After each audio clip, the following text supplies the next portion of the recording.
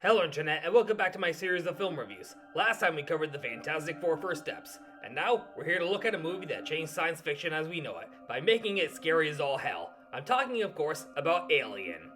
Released on May 25th, 1979, Alien is directed by Ridley Scott, famed director of Blade Runner, Gladiator, Gladiator 2, Napoleon, 2010's Robin Hood, The Martian, The Last Duel, and House of Gucci. It revolves around the crew of the starship Nostromo as they encounter the most dangerous creature in the entire galaxy, the Xenomorph. A creature you do not want to encounter in real life, as it latches onto your face, bursts out of your chest resulting in instant death, and it's just frightening to look at. Fun fact, the design of the Xenomorph is based on the artwork of Swiss surreal artist H.R. Giger, who actually designed the creature for this movie because he was afraid of his own visions. And another fun fact, Alien was not the original title of the movie. The original title was Star Beast, which sounds like a Saturday Night Live parody of Star Wars, and not a horror film that'll make sci-fi fans shit their pants. Ridley Scott didn't even like the title of the movie, but since the word alien was used in the script quite a lot, the title was changed to Alien, and it was thanks to the success of Star Wars in 1977 that Alien came to life. Starring in this movie is the great Sigourney Weaver as Ripley, the warrant officer of the starship Nostromo. This is the movie that launched Sigourney Weaver's acting career before her portrayal of Dana Barrett in Ghostbusters, Grace in Avatar, and so many other iconic roles. But when it came to casting the role of Ripley, it was down to Sigourney Weaver and Meryl Streep. It ultimately went to Sigourney Weaver, because Meryl Streep was mourning the death of her partner John Cazale. Before Hollywood started pulling the girl boss trope to death with modern movies and television series, Ellen Ripley was considered to be the most badass female protagonist in the history of film. Sorry, Princess Leia. There's Tom Skerritt as Dallas, the captain. Veronica Cartwright as Lambert, the navigator. Veronica Cartwright is the sister of Angela Cartwright, who played Brigida in The Sound of Music in 1965. There's Harry Dean Stanton as Brett, the engineering technician. Harry Dean Stanton made a brief cameo appearance in The Avengers as he encounters Bruce Banner, who crash-landed into an airport after Loki attacked the helicarrier. There's Ollivander himself, John Hurt, as Kane, the executive officer who has the worst luck in the entire movie, because he becomes the host for the parasitic alien as the facehugger latches onto him, and he has the alien burst out of his chest. And then we have Bilbo Baggins himself, Ian Holm, as Ash, the science officer who is later revealed to be an android assigned to bring the alien as a specimen and considers the Nostromo crew to be expendable. There's Yaphet Kotto as Parker, the chief engineer. Yaphet Kotto is also known for portraying Dr. Kananga in Roger Moore's first James Bond film, Live and Let Die. The Alien series has expanded into a huge franchise and is followed by Aliens, directed by James Cameron, Alien 3, directed by David Fincher, Alien Resurrection, directed by French film director Jean-Pierre Jeunet, and written by Joss Whedon. Fuck that guy. Then a couple of crossover films in the form of Alien vs. Predator and Alien vs. Predator Requiem, which we don't talk about. A couple of prequel films in which Ridley Scott returns to the director's chair in the forms of Prometheus and Alien Covenant. And most recently, in 2024, there's Alien Romulus, which takes place between Alien and Aliens, and focuses on a new group of protagonists who encounter the Xenomorphs, as well as pure nostalgia bait, a character that pretty much resurrected Ian Holm from the dead, since Ian Holm passed away in 2020 at age 88, and an android played by David Johnson who used an iconic quote from Aliens for no fucking reason. Get away from her, you bitch! Get away from her.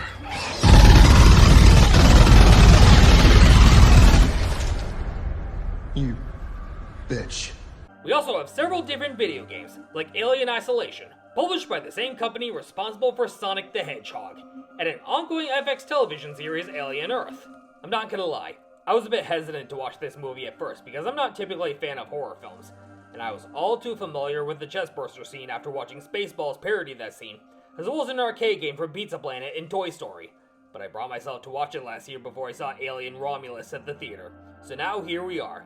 Your friendly neighborhood wolf boy taking a look at what is considered to be one of the greatest science fiction films of all time. This is Alien.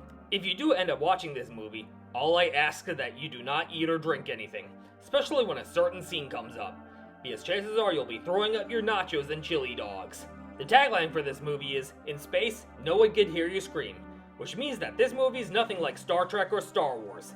It's much darker, frightening, and claustrophobic, seeing that it all takes place in one starship. And for some damn reason, there's a children's book of Alien, a hard R movie, mind you, filled to the brim with frightening horror, blood, cursing, and elements that will give a preschooler nightmares and childhood trauma. A little golden book where children learn the ABCs of Alien. That's like Deadpool teaching the ABCs of vulgar language, but I'm getting way ahead of myself here. Let's get started on the plot of the movie. After an eerie yet iconic opening title sequence, we are introduced to the Starship Nostromo en route back to Earth with its 7-person crew who are all in suspended animation. And Ripley also has a cat named Jones, or Jonesy. There's a whole bunch of jump scares involving this damn cat, as the Xenomorph picks off the crew one by one until only Ripley remains. That's more jump scares than Five Nights at Freddy's and Poppy Playtime combined. And this is coming from somebody who made the grave mistake of playing Poppy Playtime Chapter 1 with the lights turned off. The ship's computer is known as Mother, and wakes up the crew from their cryosleep after picking up a transmission from a nearby planetoid. The crew land on the planetoid, but the ship is damaged, and it's the crew's policy to investigate transmissions in regards to intelligent life. They find the source of the transmission coming from an alien vessel. Inside the vessel is a large fossilized alien corpse with a hole in its torso, and Ripley deciphers Mother's transmission as a warning beacon and not an SOS. Then, things are quickly dialed from 0 to 100 when Kane, while entering a chamber consisting of hundreds of eggs, has a creature spring out, penetrate his space helmet, and latch itself onto his face, meaning that this poor unfortunate soul is beyond fucked. Lambert and Dallas find Kane unconscious, and they try to bring him aboard, but Ripley says, "No fucking way, ho fucking zay," because it's against quarantine protocol. Gee, that sounds an awful lot like a real-life event that will occur 41 years after this film's release. But Ash insists on letting them in, while the rest of the crew is unaware of Ash's true intentions. While the ship is being repaired, Ash attempts to remove the facehugger from Kane's face, where we see that his blood is pure acid that can tear through solid metal. So don't go shooting at the Xenomorph with a gun, or slice his fucking limbs off with a lightsaber. Because if it happens to infiltrate the Millennium Falcon, and Luke Skywalker manages to cut off the Xenomorph's limbs with his father's lightsaber while making the jump to ludicrous speed, then the Millennium Falcon will burn from the acid blood, and Han, Luke, and Leia will die more painful deaths than their actual deaths in the Star Wars sequel trilogy. And R2-D2 and C-3PO will be melted down beyond fixing. Eventually, the facehugger dies after detaching itself from Kane, and afterwards, Kane appears to be alive and well. But as the crew share one final meal together before returning to stasis, it appears that Kane is unwell, and he reveals to the crew that he has something to get off his chest. God damn it, Barb! And fun fact about the chest burster scene. The crew's looks of horror are the actors' genuine reactions because they were totally caught off guard when Ridley Scott asked them to put on rain ponchos while shooting the scene, because it was done with all practical effects.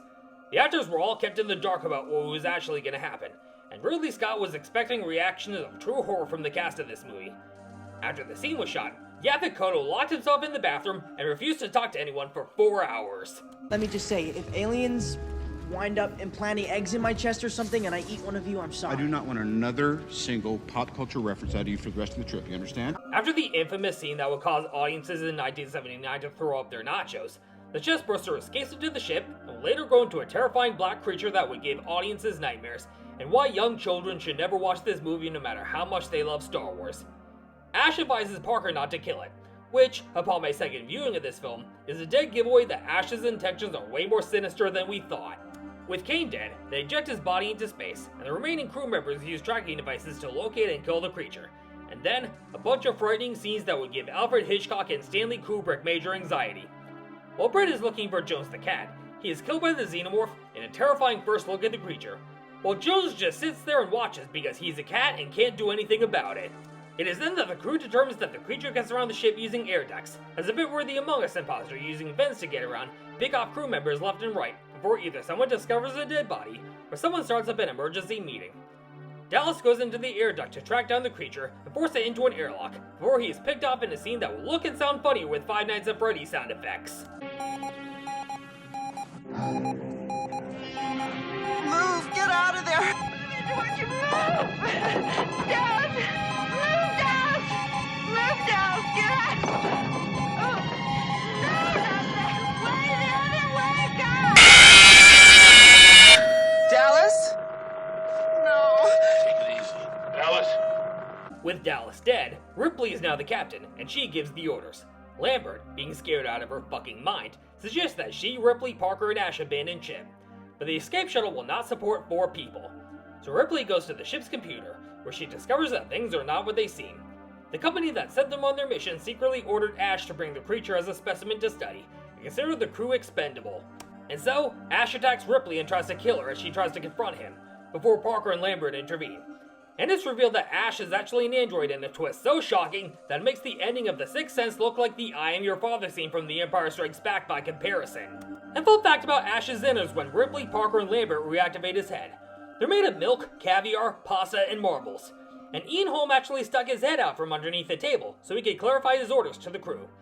Ash reveals to Ripley, Parker, and Lambert that he was assigned to bring the creature back alive, that he admires it, and it can't be killed, and he proceeds to taunt them about their chases of survival. And so, Parker incinerates this sumbitch, leaving 3 crew members left. And for some reason, the likeness of Ian Holm is used on a new android character in Alien Romulus, and I found that to be incredibly distracting. Just as distracting and unethical as the Flush resurrecting Christopher Reeve without his family's permission. Except that Ian Holm's heirs gave full permission to use his likeness for the character of Rook in Alien Romulus. The 3 remaining crew members then plan to activate the Nostromo self-destruct sequence and escape in the shuttle. But then, Parker and Lambert are killed by the xenomorph, leaving Ripley as the last survivor. And what ensues is a scene that plays rent-free in my head, and a scene that sent more shivers down my spine than the chestburster scene. Danger. The emergency destruct system is now activated.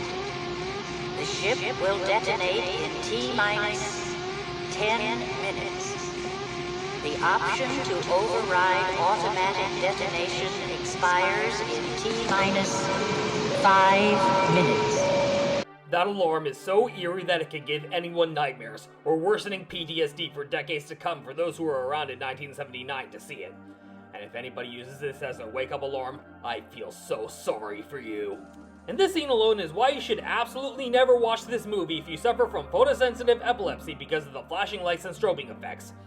Why there were no epilepsy warnings in 1979 is beyond me.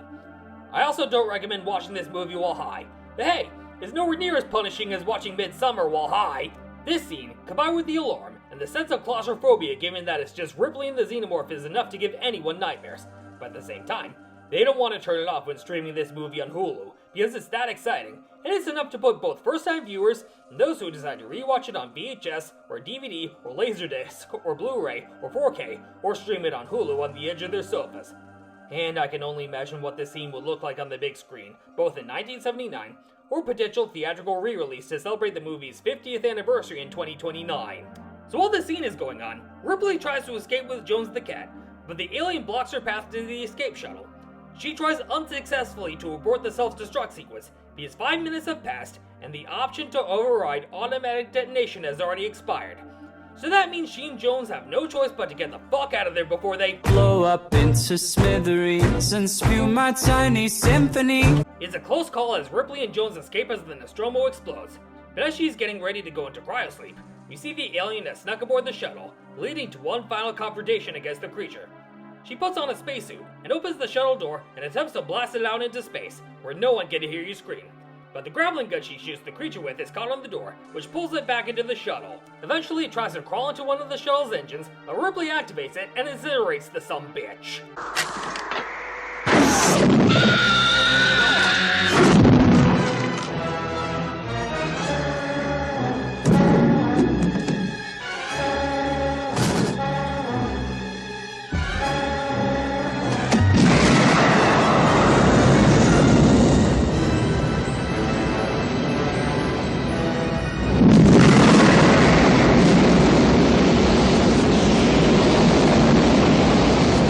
So long, Bowser!